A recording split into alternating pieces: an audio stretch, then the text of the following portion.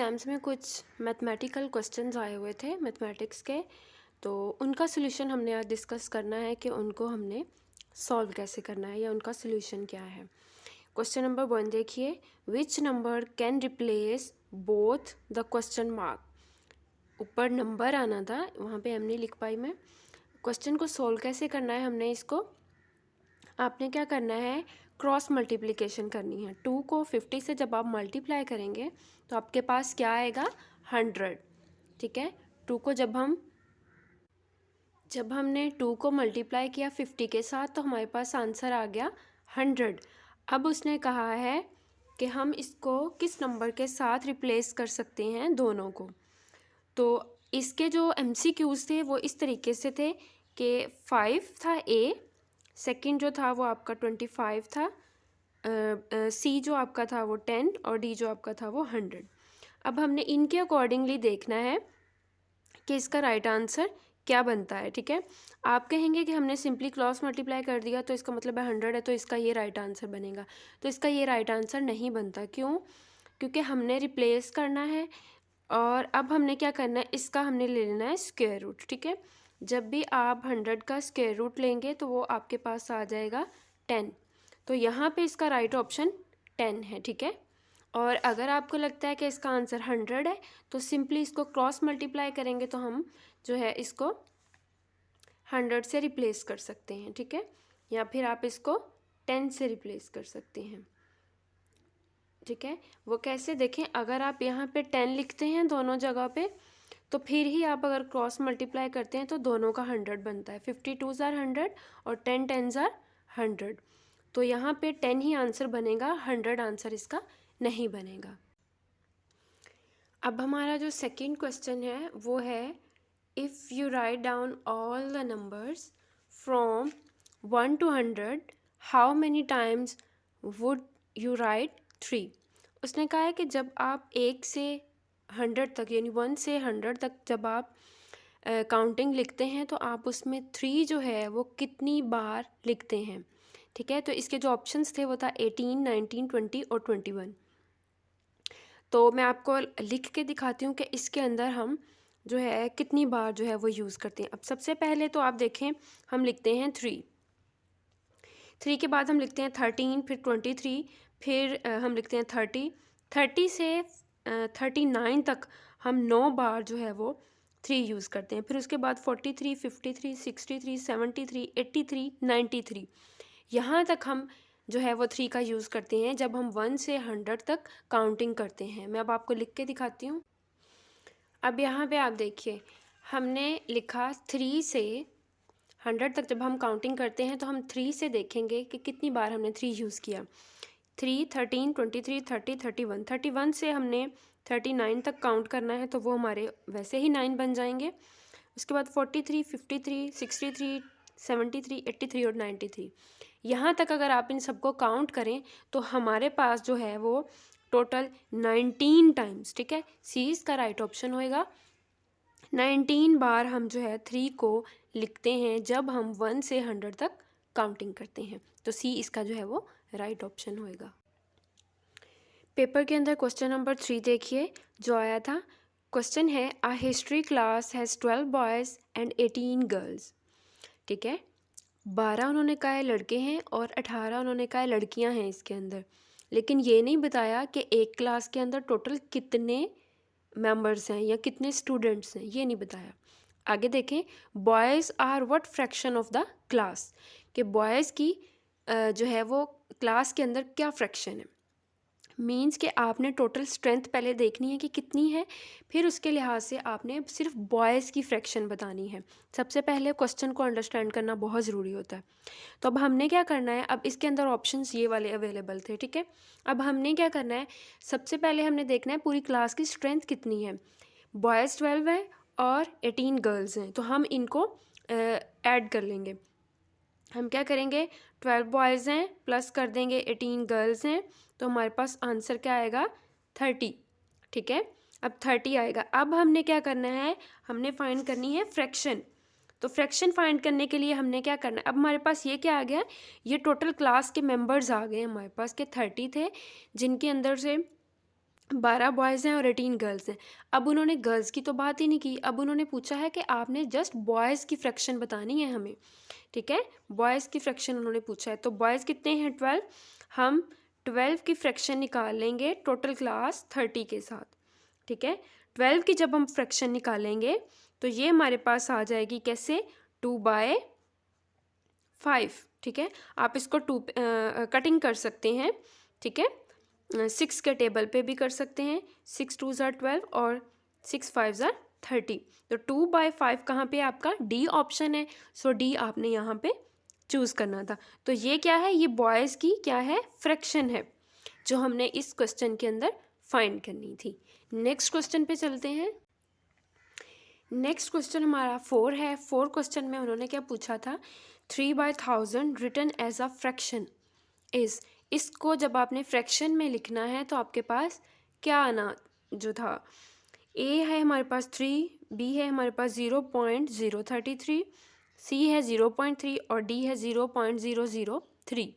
अब आपने चूज़ किस तरह से करना था, देखें ऊपर क्या है हमारे पास एक सिंगल डिजिट है, जबकि नीचे हमारे पास कितने हैं 1 2 3 4 डिजिट है। अब आप पहले तो यहाँ पे देखें कि 4 डिजिट नंबर कहाँ पे है। 4 डिजिट नंबर हमारे पास ये भी है और ये भी है, ये दोनों तो अब होंगे ही नहीं, ये दोनों है 4 डिजिट, लेकिन 33 कहाँ से आ गया हमारे पास, 33 तो है ही नहीं हमारे पास, तो सिंगल डिजिट है। जब आप इस सिंगल डिजिट को नीचे वाले 4 डिजिट के अंदर आप पॉइंट यूज़ करेंगे एक के बाद यहाँ पे, या ज़ीरोज़ के बाद आप एक ज़ीरो छोड़ के यहाँ पे पॉइंट करेंगे, तो ये 3 जो है एज एन 4 डिजिट इस तरीके से यूज़ होगा 0.003, ठीक है। ये जो 3 ज़ीरोज़ हैं इसमें इस तरह से ऐड करेंगे 0.003, तो ये हमारा टोटल कितने डिजिट नंबर बन गया 1 2 3 4, और हमारे पास डिनोमिनेटर में कितने डिजिट था 1 2 3 4, तो जो इसका डी है वो इसका राइट आंसर होएगा। क्वेश्चन नंबर 5 देखिए, जो इस पेपर के अंदर था, कंप्लीट द सीरीज़। आपको पता है सीरीज़ हम किस तरीके से कंप्लीट करते हैं। सबसे पहले जो हमें क्वेश्चन गिवन होता है उसके अंदर आपने देखना होता है सीरीज़ मीन्स सीक्वेंस। सबसे पहले आपने सीक्वेंस देखना होता है ताकि हम इससे नेक्स्ट इसकी सीरीज़ बना सकें, ठीक है। अब देखें 6 और 9 के दरमियान कितने डिजिट का सीक्वेंस है या फ़र्क है। 6 के बाद क्या होता है 7 और 8, ठीक है। 6 के बाद क्या आता है 7 और 8, ठीक है। तो यहाँ पे कितने आ गए 2। आगे देखें 9 और 13 का कितना डिफरेंस होता है 3।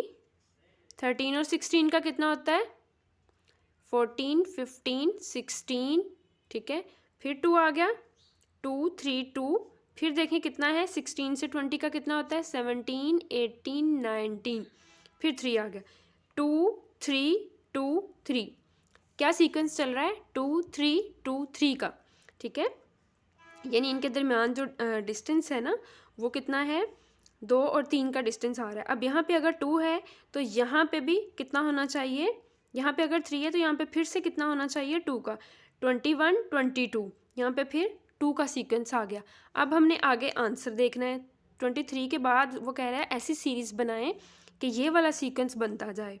तो अब यहाँ पे 2 है तो यहाँ पे हमारे पास 3 का सीक्वेंस आना चाहिए, तो हम 23 के अंदर क्या ऐड करेंगे कि हमारे पास 3 का सीक्वेंस आए, ठीक है।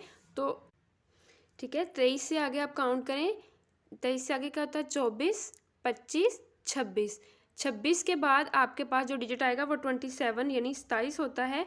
तो फिर ये 3 का डिफरेंस आया ना आपके पास, 23 के बाद 24 25 26, ये 3 का डिफरेंस और आगे वाला डिजिट यहाँ पे आ गया 27, ठीक है।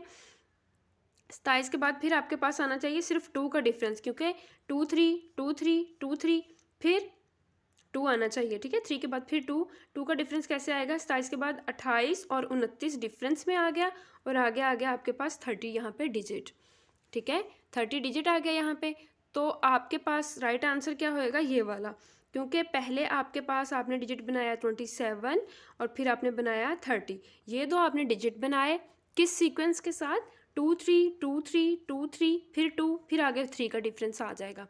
इसी तरह से आप जो है इस सीरीज़ फाइंड करते हैं सबसे पहले सीरीज़ में आपने सीक्वेंस देखना होता है। यहाँ तक उन्होंने क्वेश्चन दिया हुआ था, हमने इसमें देखा कितने का सीक्वेंस है, एक में 2 का, फिर 3 का, फिर 2 का, फिर 3 का आ रहा है, तो हमने भी आगे इसी तरह डिजिट लिखने हैं 2 और 3 के सीक्वेंस के साथ। नेक्स्ट क्वेश्चन देखिए, a man boys a toy 70 rupees. ठीक है, एक टॉय ख़रीदा एक पर्सन ने, तो उसकी कीमत जो है वो 70 रुपीज़ है, जितने में उसने लिया है। After getting a discount of 20%। अब उसने 20% डिस्काउंट करने के बाद 70 रुपये का लिया है। ठीक है, और क्वेश्चन क्या है, what was the marked price of a toy. तो वो कह रहा है कि उसने 20% जो है वो डिस्काउंट करने के बाद 70 रुपये का दिया है, तो उसकी जो मार्क्ड प्राइस थी वो कितनी थी। ठीक है, यानी डिस्काउंट से पहले उसकी प्राइस कितनी थी, ये उसके ऑप्शन अवेलेबल थे। ठीक है, तो हमने क्या करना है, अब इसको सॉल्व करने के लिए सबसे पहले हमने क्या देखना है कि इसकी जो परसेंटेज कितनी है। सबसे पहले परसेंटेज को सॉल्व करेंगे।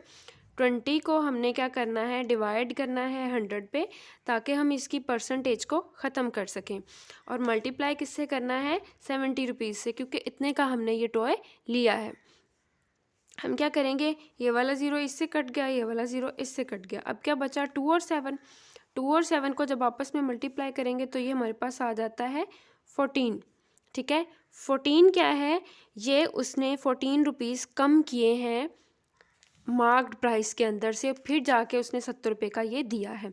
तो अब हम क्या करेंगे, इस 14 को जब 70 के अंदर प्लस कर देंगे तो हमारे पास आ जाएगा 84। मार्क्ड प्राइस जो इस टॉय की थी वो 84 थी। ठीक है, फिर उसने जब उसको 20% का डिस्काउंट दिया तो ये जो है इसकी प्राइस जो है वो 70 रुपीज़ हो गई, और 70 रुपीज़ में उसने ये टॉय बाय कर लिया है। लास्ट वन क्वेश्चन देखिए इस वीडियो का, all run around a 1/4 kilometre jogging track 17 times, how many kilometres did he run.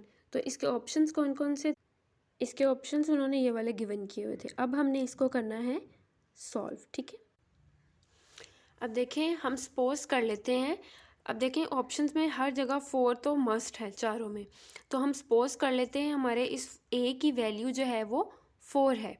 ठीक है, तो हम यहाँ पे अगर 4 को सपोज कर लेते हैं तो हम इसको लिखेंगे 4 1/4। जब हम इस पूरे को सॉल्व करेंगे तो हमारे पास क्या आंसर आएगा, देखें 4 को 4 से मल्टीप्लाई किया तो हमारे पास क्या आ गया 16, 16 के अंदर +1 किया तो हमारे पास आ गया 17, 17/4 हमारे पास इसको सॉल्व करने से आता है।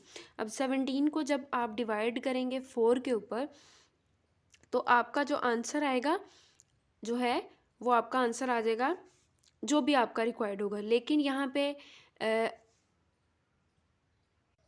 डिवाइड करने से हमारे पास आता है 4.25। ठीक है, 17 को 4 पे डिवाइड करेंगे तो हमारे पास आंसर आता है 4.25। तो अब हम इससे क्या रियलाइज़ हुआ है, मतलब इससे क्या हुआ कि 4 सही 1/4 जो है इसका राइट आंसर है, क्योंकि हमने ए की वैल्यू रखी है 4, तभी हमारे पास ये वाला आंसर आया। अगर हम रखते ये वाली, ठीक है, यहाँ पे भी उन्होंने गिवन दिया हुआ है।